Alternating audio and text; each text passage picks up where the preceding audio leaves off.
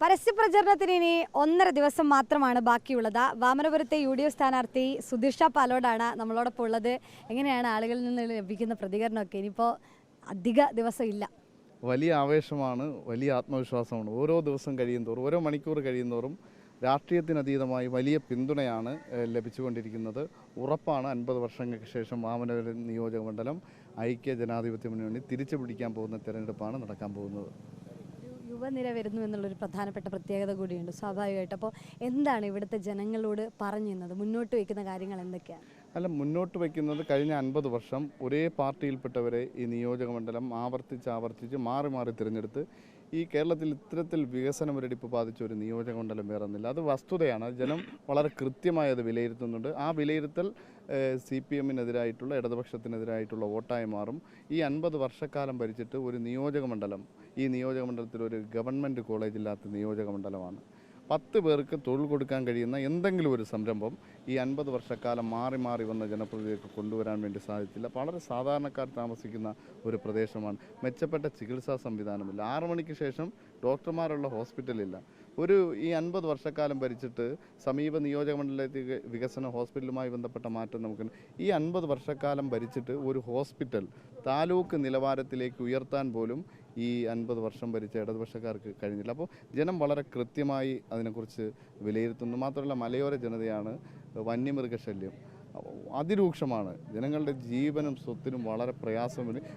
മലയോര ജനതയെ അവരെ വിധിക്ക് വിട്ടുകൊടുത്തിരിക്കുന്ന ഒരു ഗവൺമെൻറ്റും ഭരണ സംവിധാനമാണ്. അതുകൊണ്ട് എല്ലാ മേഖലയിലും പരാജയപ്പെട്ട ഒരു ഭരണ സംവിധാനമാണ്. അപ്പോൾ അതുകൊണ്ട് കൃത്യമായി ഈ നിയോജകമണ്ഡലത്തിലെ MLA-മാരെ വിലയിരുത്തുന്ന തെരഞ്ഞെടുപ്പാണ്.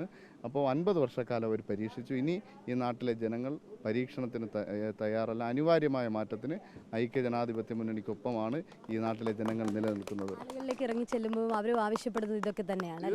തീർച്ചയായും ഒരുപാട് ആവശ്യങ്ങൾ. ഞാൻ പറഞ്ഞില്ലേ, 50 വർഷക്കാലം ഈ നിയോജകമണ്ഡലം ഭരിച്ചവർ ഈ നാടിന് വേണ്ടി ഒന്നും ചെയ്തിട്ടില്ല. അപ്പോൾ ഒരുപാട് ആവശ്യങ്ങളുണ്ട്. അത് ഓരോ പ്രയോറിറ്റി വെച്ച് എല്ലാം ചെയ്യും. അത് വെറും വാഗ്ദാനങ്ങളല്ല, അത് യാഥാർത്ഥ്യമാക്കും. അതിനുവേണ്ടി വികസനം മാത്രമാണ് ചർച്ച. ആ ചർച്ച പറയുമ്പോൾ ഇടതുപക്ഷത്തിനെതിരായ വോട്ട് ഈ നിയോജകമണ്ഡലത്തിലുണ്ട്. അത് ഐക്യ ജനാധിപത്യ മുന്നണിക്ക് അനുകൂലമാകും. മറ്റൊരു കാര്യം, ഇവിടുത്തെ LDF-കാർ പറയുകയാണ്, സുധീർഷ പാലോടിൻ്റെ പ്രചരണ പരിപാടികളായാലും മറ്റ് റോഡ് ഷോ ആയാലും കൂടുതൽ ആളുകളുണ്ട്. ഇവിടെ വലിയൊരു ജനപിന്തുണ ഉണ്ട്, ജനക്കൂട്ടമുണ്ട്. പക്ഷേ അത് മറ്റ് മണ്ഡലങ്ങളിൽ നിന്നുള്ള ആളുകൾ എത്തുന്നുണ്ടോ, അല്ലെങ്കിൽ മറ്റിടങ്ങളിൽ നിന്നുള്ള ആളുകൾ എത്തുന്നുണ്ടോ, ഒരു സംശയം ഇപ്പോൾ LDF പ്രകടിപ്പിക്കുന്നു. LDF ഹാലിളകി നിൽക്കുന്ന ഒരു സ്ഥിതിയാണ്. ഇന്നലത്തെ റോഡ് ഷോയുടെ കണ്ടപ്പോൾ CPM-ൻ്റെ കൗണ്ട് ഡൗൺ ഇവിടെ നിന്ന് ആരംഭിച്ചിരിക്കുന്നു. അപ്പോൾ അതുകൊണ്ട് അത്തരത്തിലുള്ള കാര്യങ്ങൾക്കൊന്നും മറുപടിയെ അറിയിക്കുന്നില്ല. ജനം വളരെ കൃത്യമായി വിലയിരുത്തിയിട്ടുണ്ട്. ആ വിലയിരുത്തൽ ജനം വോട്ടാക്കി ഐക്യ ജനാധിപത്യ മുന്നണിയെ വിജയിപ്പിക്കും. കോട്ട തകർക്കാൻ തന്നെയാണ്. കേരളത്തിൽ അങ്ങനെ സർവാധിപത്യ കോട്ടകളൊന്നുമില്ല. പൊളിച്ചാൽ പൊളിയാത്ത ഒരു കോട്ടയുമില്ല. ഐക്യ ജനാധിപത്യ മുന്നണി 100-ലധികം സീറ്റ് നേടി കേരളത്തിൽ അധികാരത്തിൽ വരും. അതിൽ വരുമ്പോൾ ഒന്ന് വാമനപുരമായിരിക്കും. അങ്ങനെ കോട്ടകളൊന്നും കേരളത്തിലില്ല. അതാണ്, പൊളിച്ചാൽ പൊളിയാത്ത കോട്ടകളില്ല എന്നുള്ളതാണ്. അതുകൊണ്ട് തന്നെ വാമനപുരം കോട്ടയും തകർക്കുമെന്നുള്ളത് തന്നെയാണ് ഇപ്പോൾ സുധീർഷ പാലോട് പറഞ്ഞിരിക്കുന്നത്. വീഡിയോ ജേർണലിസ്റ്റ് സച്ചിനൊപ്പം reporter Sunisha Yellur, in reporter, Thiruvananthapuram.